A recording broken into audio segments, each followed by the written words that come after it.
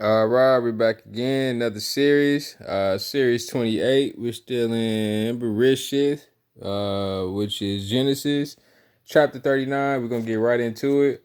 For some of you, this may motivate you to be holy right away and to just do the best you can right after hearing some of these videos. Some of you may not like it. You may not like what's being heard and things of that nature, but if we all believe in the same God, the God of love, remember we all have different perspectives of God, and you may have a different choice of who you listen to, who your pastors are, your teachers, who's reading, who's doing whatever. So I'm not saying I'm the absolute for everyone, but these are some helpful tips that can help you in your walk. So if you enjoy listening to these, God bless you.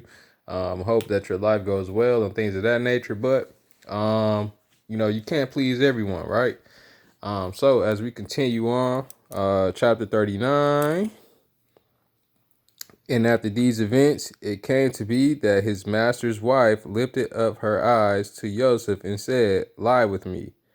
But he refused and said to his master's wife, "Look, my master does not know what is with me in the house, and he has given into my hand all that he has. No one is greater in this house than I, and he has not withheld whatever from me but you, because you are his wife. And how shall I do this great evil and sin against Elohim?" Key point right here. All right, if we stop too soon, we may miss out some parts, but we see that his master's wife lifted up her eyes. She saw something that she liked. She's checking him out, handsome dude. She probably a nice size for her, and she says, "Lie with me." She feels that she can get whatever she wants. She's probably the queen of this place, whatever. This is master's wife. This is who he works for. He's doing a good job. You see that his master is giving him a lot of responsibility, probably got keys to everything. He's just trying to do the good job because he don't want to lose those privileges, right? Sometimes you may work somewhere and whatever reason, the job manager may want you or the owner may want you to take care of these responsibilities. People may get jealous or all types of things. And he may have a wife or a daughter that's attracted because he's giving you these responsibilities. Why did he trust you so much?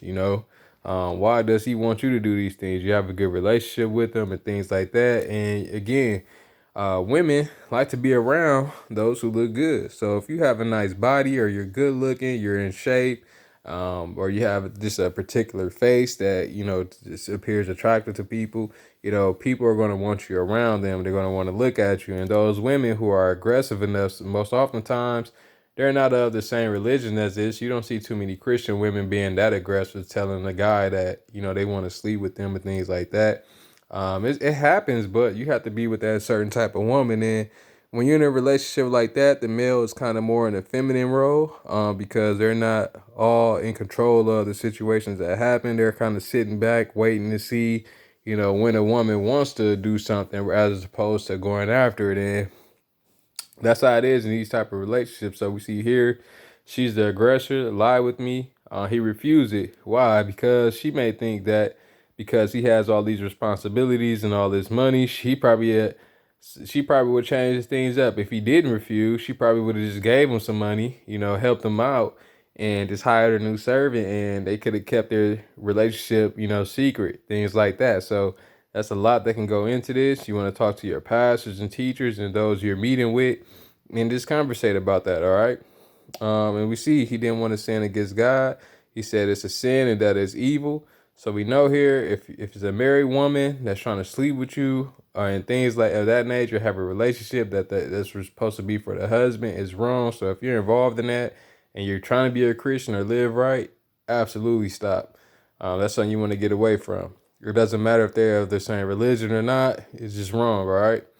Verse 10, and it came to be as she spoke to Joseph day by day that he did not listen to her, to lie with her, to be with her. All right, we see here she's persistent. All right, especially a woman who has money, high prestige. She's not going to give up easily if that's something that she wants.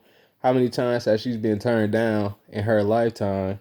Especially if she grew up in a wealthy family, mom and dad, two-parent home. How many times is their dad going to say no, or their mom going to say no, especially if they got the money to get it?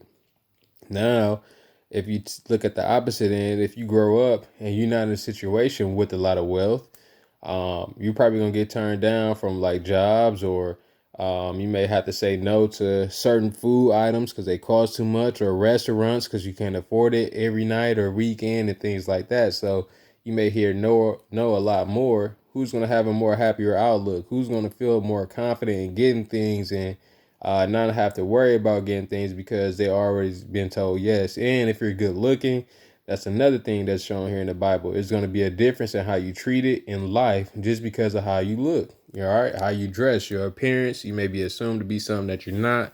We see that in the last series. So that's all things to take into consideration.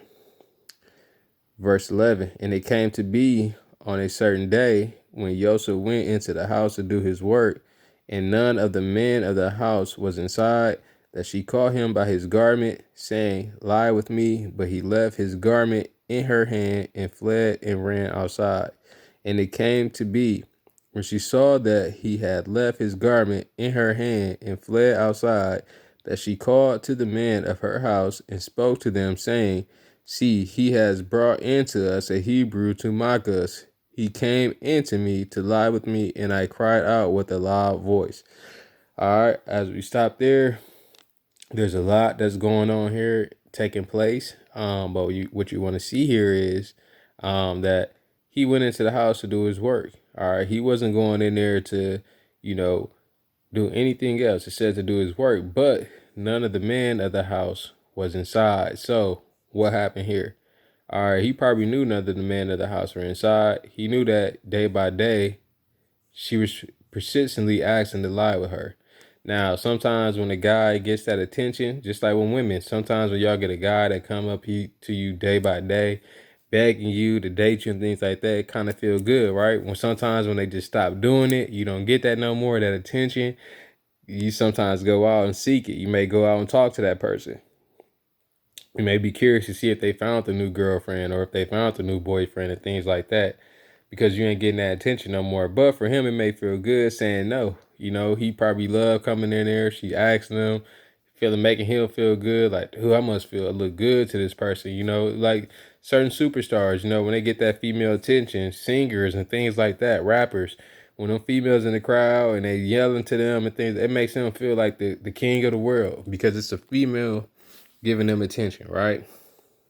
Same thing here. But we see here, she caught him by his garment. All right, she grabbed him by the garment. She could have grabbed him by the waist or whatever and telling him this is what she want. But we see here, he gets the joy of fleeing. She got real close to that point. She got close enough to grab him. So he may just love the conversation. She's making him feel good and handsome. She's saying, lie with me. She's more aggressive. A lot of dudes that get in that situation where you're in the house with a female, there's nobody there. It's just you and her. And she's telling you she wants to lie with you like that, or she's just letting it be known.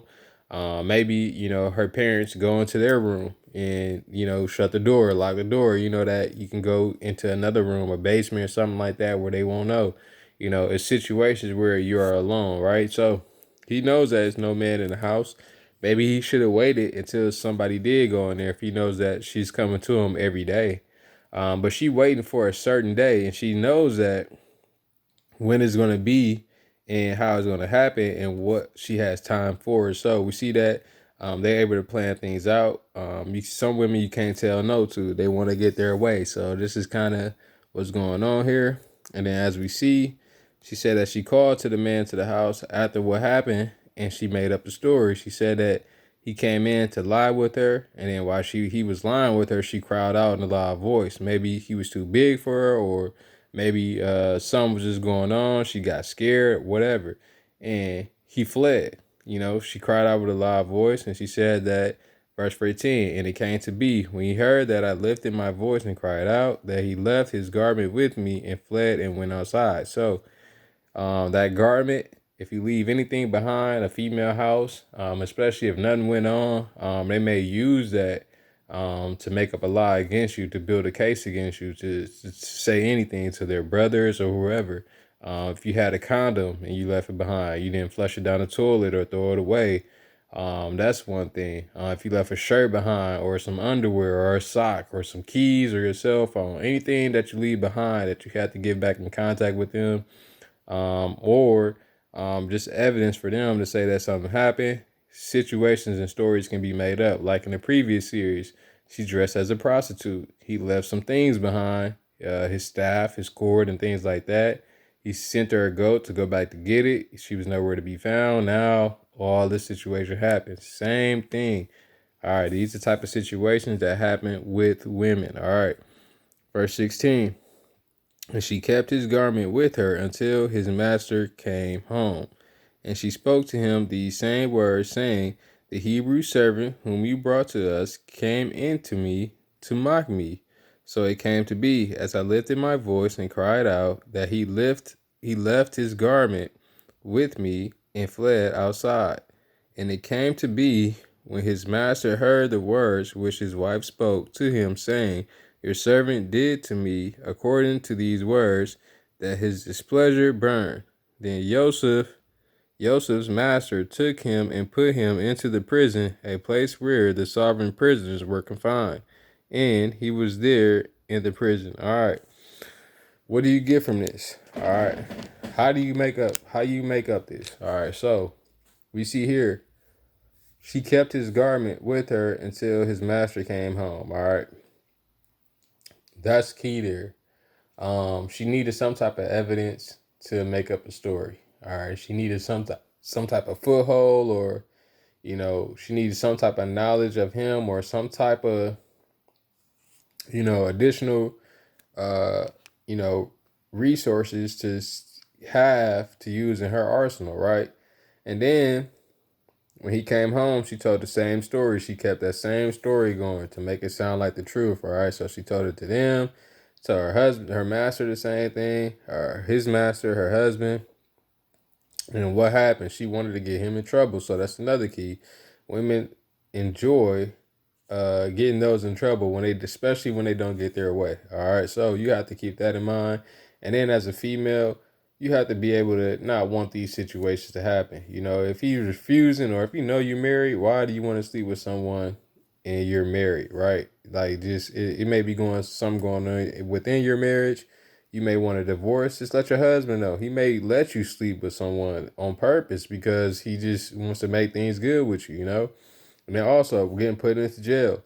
There's a lot of females who are quick to call the police or set up situations where it's a guy they don't want. They just want them in jail. They just don't want them around no more. They want to ruin their careers, or, they're just doing too good. They get jealous, things of that nature. It's a lot of things that can be happening. So you have to make sure that, that's the person you want to be with or that's around. And if you're not getting your way, you have to let that be known. And then in this situation, there's nothing Yosef really can do, because it's like he's working for her husband. He's doing a good job. He's doing everything right. He looks good and all this stuff. Probably don't have a girl and things like that. He's just a good boy, and that's some things that women look at. And if you have a body, you look good, and you believe in God, why do they desire to sleep with you? Maybe they want their husband to be like you and things of that nature. That could be something that's being talked about because they trust you as a child or whatnot. Because you think about it, if your master is letting you have access to all that stuff within your household, he probably trusts you as, his kid, like you his kid or something like that. Now she's feeling like a mom, but she didn't give birth to you, and you're old enough to be a man now. So it's a lot of things that can bring attraction. And I'm pretty sure if you're in a women's meeting or things like that, you're able to bring up conversation that around this that can make sense. But when you're reading this, you have to take all this for what it is. And we see here he was set up. Women good at setting up people. That's the key point. She caused all this to happen just over the simple fact that he left his garment behind. Now, if he didn't leave anything behind, it's just her words, right? What else does she has to prove? But you got to also know not to go somewhere where there's no witnesses around. You have to be prepared for that. And then jail. All right. Being with a woman is a possibility you'll get put in jail, especially if she's married. Dealing with a married woman, you can't take that risk. We get the key points out. God bless.